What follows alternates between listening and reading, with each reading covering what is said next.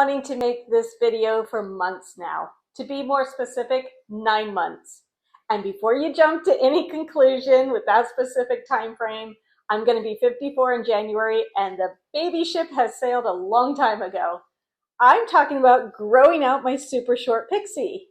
And if you've been here since the beginning, then you've watched the evolution of that grow out.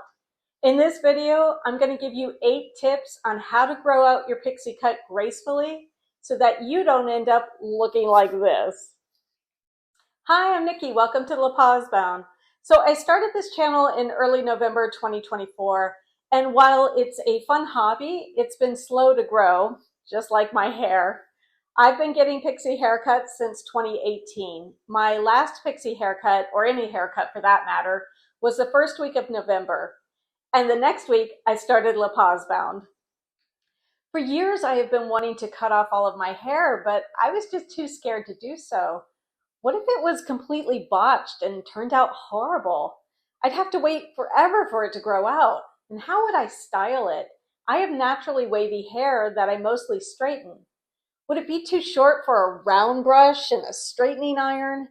Would my husband hate it?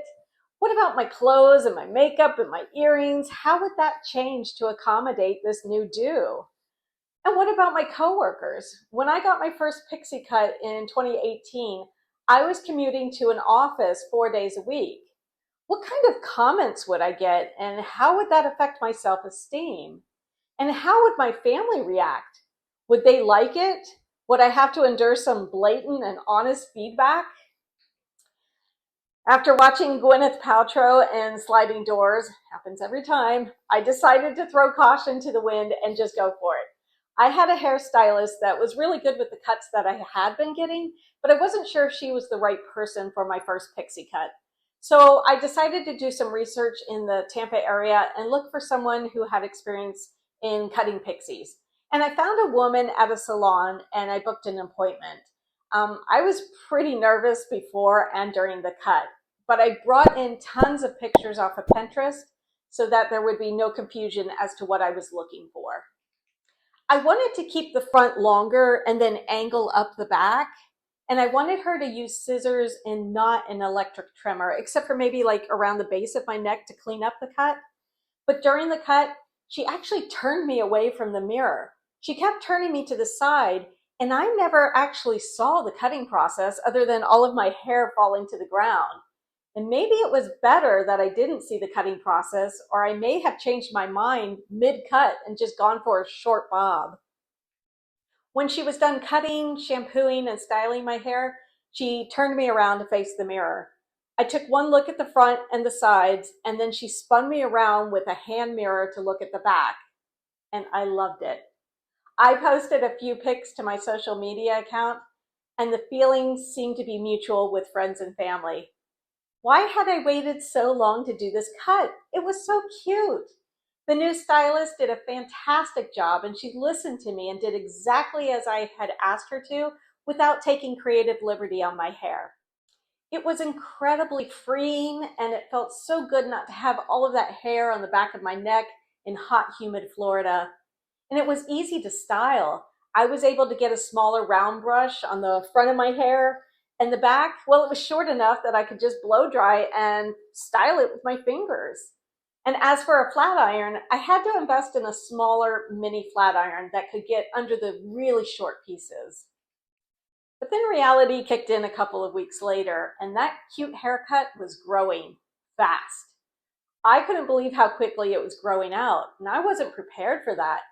It finally started to sink in that this cute haircut was going to be a maintenance nightmare and expensive. In 2018, a woman's haircut was around $100 in Tampa, not including the tip.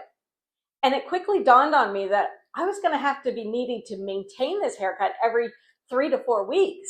And I wasn't ready to shell out $120 every month on my hair. And at the time, I was still doing my own coloring and sometimes my own highlighting with foils and a frosting cap. So I had to find another way to maintain this cut, or I would have to grow it out. So I ventured down the path of a barber shop. And I'd never been to a barbershop before, so I didn't know the rules when I walked in, and I ended up just sitting and waiting for someone to come to me, which they never did. I didn't know that you just signed in, and when a barber became available, it was your turn. And I wasn't prepared for the type of cut that I was going to get. At the time, the few barbershops that I went to were mostly geared toward men and boys' haircuts. And that's pretty much what I got. That cute pixie, she turned into a bowl cut for a fraction of the cost of what I was paying at a salon. I was devastated. I couldn't find anyone in the Tampa Bay area that could cut my pixie the way that I wanted. Even going back to the original woman that cut my pixie in the first place, she didn't trim it the same way that I had it cut originally. I even looked into going outside of Tampa and inquired about salons that I had seen influencers go to in the Orlando area, but none of them were taking new clients. And not wanting to give up, I said, you know what, if I can color and highlight my own hair, why can't I maintain this cut myself? And just a little caveat, when I was growing up, I hardly ever went to a salon to get a haircut. My mom was a hairdresser in the 70s and 80s, and she not only cut my hair, but also my dad's, my sister's, and some of our extended family's hair. So I bought a hair trimmer off of Amazon along with some thinning shears and some plastic guides, and I sat down and I watched countless YouTube videos on how to cut my own pixie. And I did okay with it. I was able to trim up the back that seemed to grow the fastest every couple of weeks. It was the part that really bothered me. And in between, I'd visit a salon here or there to get the other parts trimmed until I finally got fed up and I started the grow out process. I did this cycle of cutting off my hair, growing it out, cutting it off again over a course of a few years.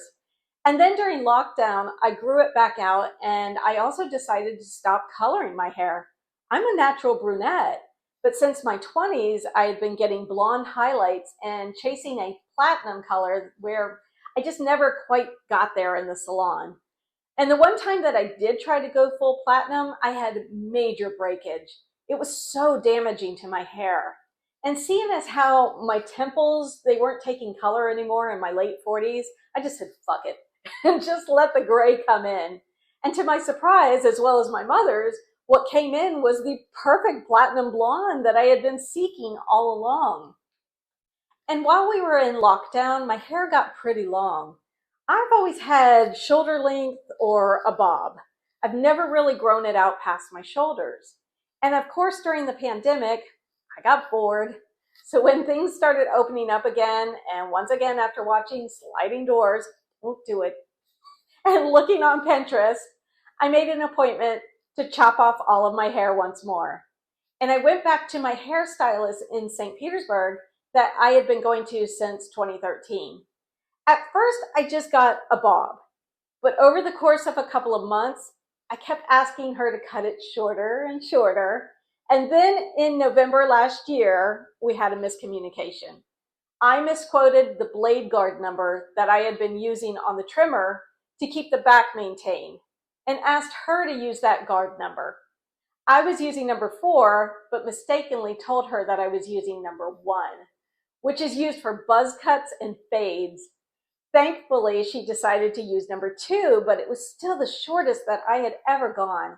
And she also decided to take that guard all the way up the sides and all around. I got in my car and I looked in the mirror and I almost burst into tears. I could not believe it was so incredibly short, embarrassingly short. I texted my husband to warn him that it was the shortest that I had ever gone. I could see my scalp, it was that short. And I have been growing it out ever since. I had standing appointments with my hairstylist every 5 weeks, and I canceled all of them. I haven't had a haircut since that dreaded day. And unlike other pixie cuts in the past where I had to trim the back every couple of weeks, it seemed like this pixie cut, it wasn't growing at all. So there I was stuck with the shortest pixie that I'd ever had in my life and no salon appointments on the calendar. I knew that this was going to be a long process, but I also knew that I didn't want to look like I had just given up on my hair. That's when I came up with my plan for growing it out gracefully. even while being on camera in front of you guys every week on YouTube. So here's the good news. There are little tricks that you can use to make the awkward grow out phase look intentional instead of, well, awkward. So number one, straighten it. Straightening helped my pixie cut look a little bit longer and neater throughout the grow out phase. Number two, support growth from the inside. I started taking vitamins with biotin, which is great for hair and nails. Number three, if you take just one tip away from this video, this is the most important one in my opinion. Keep the back of your hair trimmed. I know it sounds counterintuitive as you're trying to grow out your pixie, but the back is going to grow faster than the sides. And you don't want a mullet, or maybe you do. But please heed this advice. I took an electric trimmer to the back every couple of weeks for the first few months. And while the back of my hair is still longer than the sides, it's not really super obvious. Number four, extensions. I didn't go this route, but it's an option if you need more volume or length. Number five, skip the hats, at least at first. When your hair is really short, a hat just hides everything. Wait until you've got a little bit more length to play with. Number six, track your progress with monthly photos. When I grew out my pixie for the first time, I took monthly photos to help me see the changes, as it's hard to see changes day by day. Number seven, celebrate small milestones. I'm just now able to talk about my pixie grow out to a bob on month 9. However, by month 3, my hair was just long enough to tuck behind my ears, and that felt huge. And I'd say the most noticeable difference probably happened around month 5, when I could see the shape of a bob forming. I could see the sides and the back, they were starting to meet. Number 8, finally, just be patient. It's a process. And it depends on how fast or slow your hair grows. On average, hair grows about a ½ inch each month, which works out to about 6 inches per year. It's gonna take time. My sides are still shorter than the back, and I can't quite get them all the way into a ponytail, but I'll get there. It may take another 3 months and some bobby pins, but it will happen. And who's to say that I won't decide to chop it all off again? But for now, I miss being able to do more with my hair and to be able to pull it back into ponytails on hot days or wear it in its natural wavy state. I hope you found this video helpful. Let me know in the comments if you're currently growing out your pixie cut and what advice and tips that you have that have worked for you to help with this process. Thanks for watching, and until next time, hasta luego, my friends.